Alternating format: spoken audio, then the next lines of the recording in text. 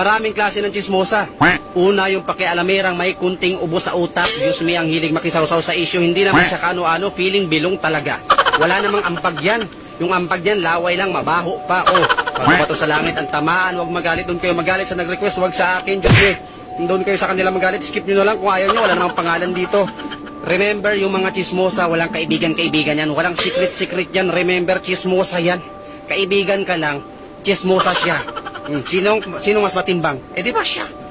Yung bunganga niyan, kahit takpan nyo pa ng epoxy yan, kahit na nakatikom na yung bibig niyan, yung utak niya nagsasalita pa rin. Remember, may cellphone, nagtatype yung kamay niyan, messenger na ngayon, kaya huwag kayong magtitiwala. O, sunod, yung mali yung info. Ang hilig makipagtsikahan, mali rin naman yung kinikwento sa sunod. Kayo mga marites kayo, i-double check nyo naman pag nagkwento kayo. Alamin nyo muna, double check ba? Para hindi yung nagkakasiraan tayo. Imbis na yung issue,